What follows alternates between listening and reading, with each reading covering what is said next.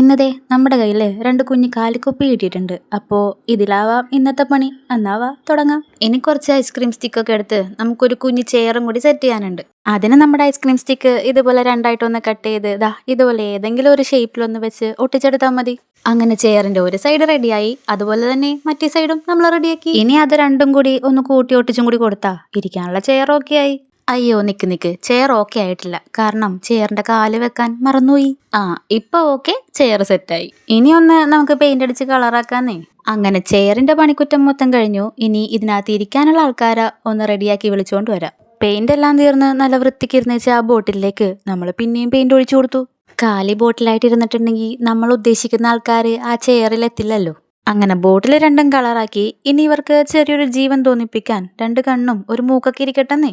അങ്ങനെ ഒരു സുന്ദരനും ഒരു സുന്ദരിയും റെഡിയായി. ഇനി ഇവർക്കൊന്ന് നടന്നുപോയി ആ ചെയറിൽ കയറിയിരിക്കാൻ രണ്ട് കാലും കൂടി വേണം. നോർമലായിട്ട് അത്യാവശ്യം കട്ടിയുള്ള ത്രെഡ് വെച്ചിട്ടാണ് സാധാരണ കാല് വെക്കുന്നത് നമ്മൾ കണ്ടേക്കണത്. നമ്മുടെ കയ്യിൽ ത്രെഡ് ഇല്ലാഞ്ഞത് കൊണ്ട് ഒരു മാസ്കിംഗ് ടേപ്പ് വെച്ച് രണ്ട് കാലം കൂടെ സെറ്റാക്കി. കണ്ടില്ലേ, കാലിൽ രണ്ടുപേർക്കും ഷൂവും കൂടി ഇട്ട് കൊടുത്തപ്പോ ഓക്കെ ആയില്ലേ. അങ്ങനെ അവരെ ചെയറിലൊക്കെ ഇരുത്തി രണ്ടുപേർക്കും വെറൈറ്റി ആയിട്ട് ഓരോ തൊപ്പിയും കൂടി അങ്ങോട്ട് വെച്ചു കൊടുത്തു. അങ്ങനെ നമ്മുടെ രണ്ട് സുട്ടുമണികളും ഇവിടെ റെഡി ആയിട്ടുണ്ട്.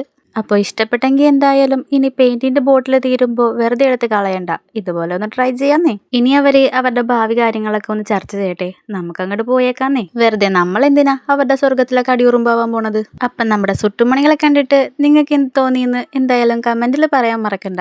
അപ്പോൾ ഇനി പിന്നെ കാണാം. ബായ്.